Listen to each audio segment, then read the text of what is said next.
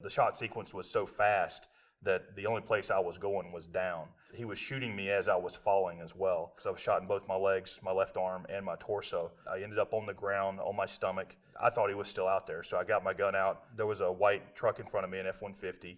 I was looking for feet that would come around the truck. I thought he was going to come around and try to finish me off, and I saw feet coming.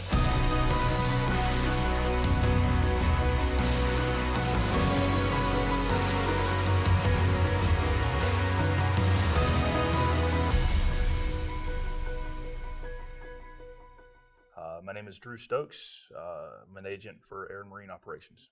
So on September 26, 2017, I was in uniform shopping for a trip to Puerto Rico the next day. We're flying down in relief of Hurricane Maria, and what I was doing is flying down, and we were picking up people, bringing them back in the airplane. And so I was shopping for that trip so we would have food for the persons coming back.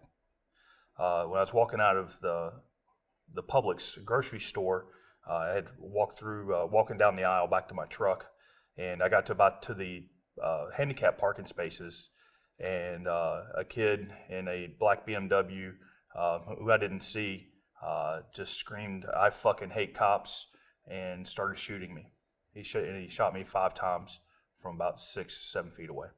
When I heard him scream at me, I knew that there was going to be a problem. I knew it was going to be a violence against a cop. I knew that instantly. So the groceries I had in my hand, I just dropped them, and I had a shoulder holster on, and I immediately put my hand. As soon as I got my hand on my weapon, that's when the first shot hit me. It hit me underneath the armpit here, and subsequently the next 4 shots hit me probably within about two seconds. The shot sequence was so fast that the only place I was going was down. I tried to turn towards him because that's what we train in law enforcement, is turn towards your threat. But by that point, he was shooting me as I was falling as well. So I ended up on the ground, on my stomach, and I completed the draw, and then he drove away. What I didn't know is that he had put a bullet in his own head as he was driving away. I thought he was still out there, so I got my gun out, and I was going to try to get up and run after him. But my legs didn't work because I was shot in both my legs, my left arm, and my torso. So the only thing that was working was my right hand, and I'm right-handed. So I got my gun out, and I started searching for targets. There was a white truck in front of me, an F-150. I was looking for feet that would come around the truck. I thought he was going to come around and try to finish me off, and I saw feet coming. So I had my gun out. I was laid on the ground. I had it trained. It was a young white male that shot me, and the guy that came around the corner didn't match that description. So although I had my gun pointed at him, I decided not to pull the trigger, and it was the right decision. So he walks up, he kneels down beside me, and he says, he's gone, he's dead. This was maybe 10 seconds at most, maybe after the initial "I hate cops." And he kneeled down beside me. I told him, I said, "Listen, I need to call 911, tell him officer down, Oakleaf, Publix, phase 2. Another guy came beside him, and I said, "I need you to call my office." I rattled off the phone number. I said, "Call the command duty officer," and I gave him the duty soup, and said, because they need to get going, and they need to get my wife notified and start moving people towards the hospital. So several people came out. Obviously, the folks that saw me get hit. There was some people behind me in the parking lot. There was a guy named Jose Rosal who was a chief in the Coast Guard. There was also Shelby Barrios, who was at the time she was a hairstylist at Great Clips, and then Tim Dietrich. He's a man that repairs lottery machines, and they all came running to my side, and I instructed them. Everybody was in shock. There was a lot of stress. Obviously, I was under a lot of stress. They were under a lot of stress. Someone just tried to murder me. They witnessed a police officer or an agent that was an attempted murder. And so I knew that everybody was in shock, but I knew that I was the one who probably had the most training to deal with it, being that I've just been in the military and in law enforcement for quite a while. So I started selecting and directing people. They started coming out with paper towels, things like that from Publix. The pharmacist came out, what I told them, I said, "You need to keep the blood in a container, keep the blood in a container, keep the blood in a container." I was a container, and I need them to keep the blood in a container because it was a river of blood beside of me. and I knew that I knew I was in bad shape.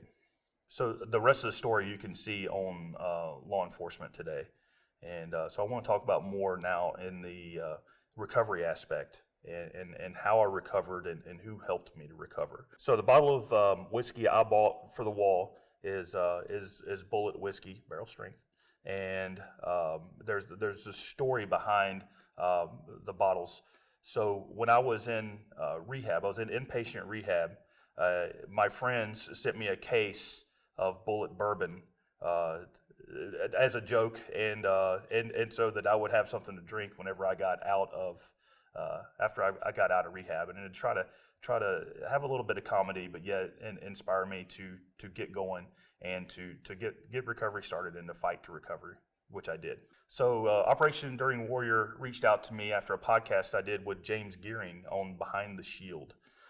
They listened to my episode, and they reached out to me and said, "Hey, we want to help you out." So what Operation Enduring Warrior is a nonprofit, all volunteer organization that will honor and empower and motivate veterans, injured veterans, and injured law enforcement personnel.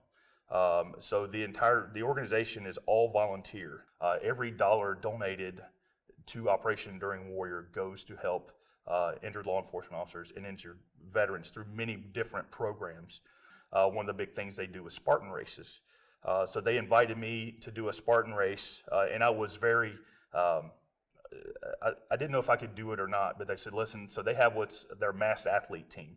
And the massed athletes, they had to try out, go through NDOC, and be selected to be part of the team. So what they do is they wear real gas masks and helmets.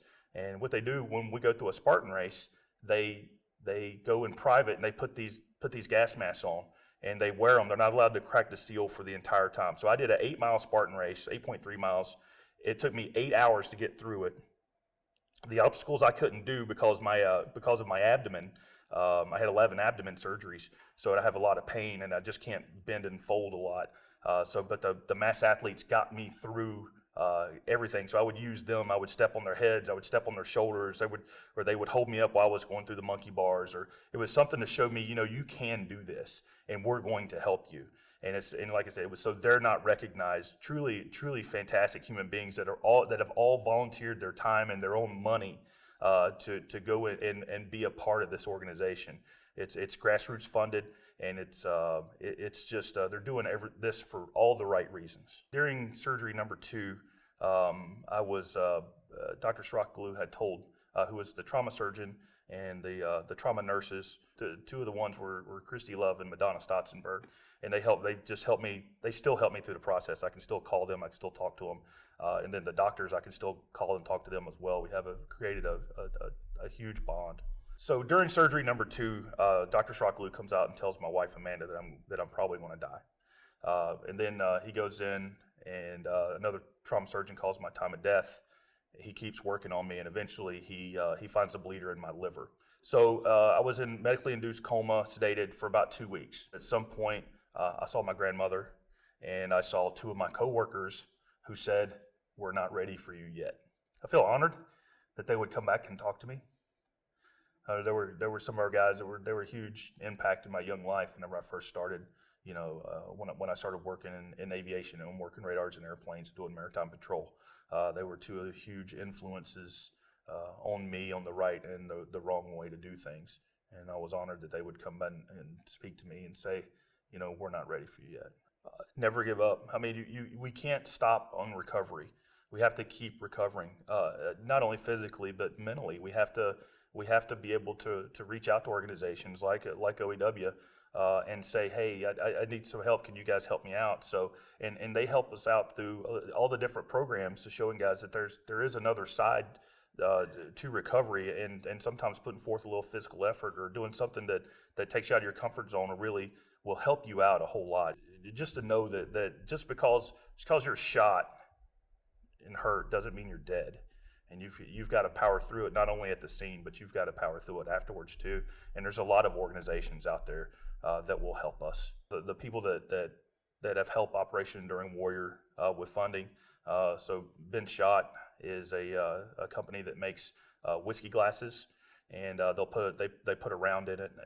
So they have an Operation Enduring Warrior partnership now, where if you buy any glasses with the Operation Enduring Warrior logo on it, they'll have a 223 round in the glass, and they will a portion of the proceeds will go back to OEW. So the more OEW stuff we buy from them, the more money that OEW gets. First Tactical supplies a lot of stuff for our masked athletes. You can find me on Facebook, just Anthony Drew Stokes. It's just my personal Facebook page. I haven't made a professional one yet. Then if anybody would like for me to come speak, also do a presentation on the shooting, survival mindset, resiliency. I'd be more than happy to come and talk either corporate or to other law enforcement agencies. We've got to get the word out on survival and how to survive and ways to survive and having yourself mentally prepared.